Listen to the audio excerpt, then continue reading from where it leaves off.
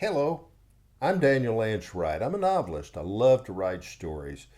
Maybe not so good at telling them, but I love to write them, and you'll love reading them. I promise you will. Today, we're talking about the novel Phobia.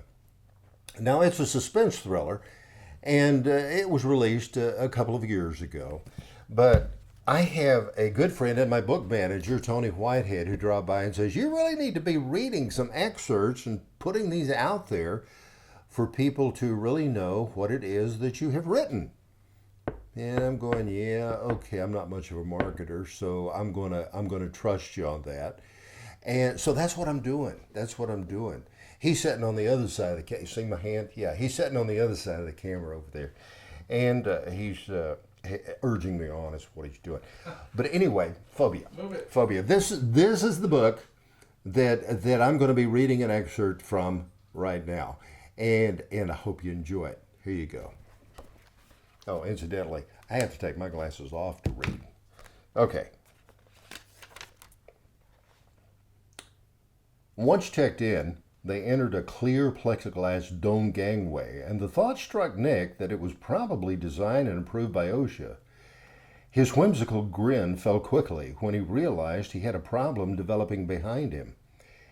His buddy system might be in jeopardy from the get-go. Benjamin stood in the center of the walkway looking pained, hunkered forward as though someone held a branding iron to his chest. The clear safety of the plexiglass shroud provided a good view of the dock and water about 25 feet below where they stood, a view Benjamin could not appreciate. He began stumbling forward. Nick dropped his carry-on bag and raced back to him. "Just a little farther, Benny. You can do it. No big deal." People began bunching up behind them as Nick encouraged the old guy along. Speaking to the crowd at large, "I apologize for the holdup," he said, waving at them.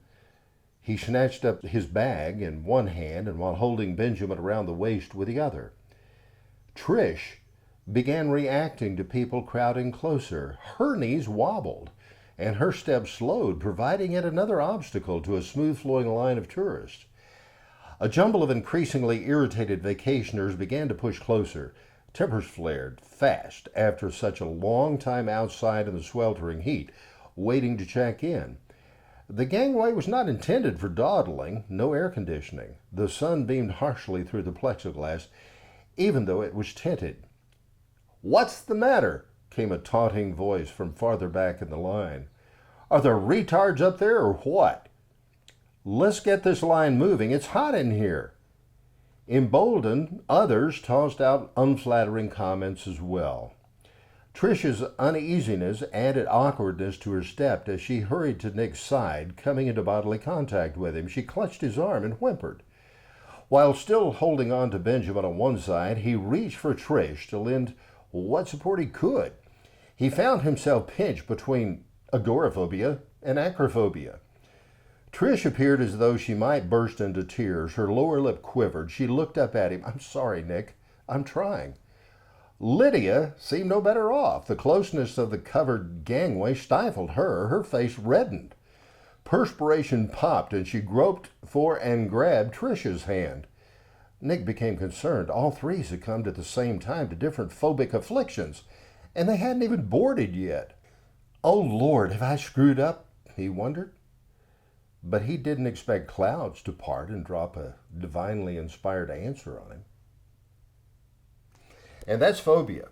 I sure hope you guys find it on Amazon or barnesandnoble.com, either one, and read it. Think you'll enjoy it. Thanks. We'll be seeing you again soon.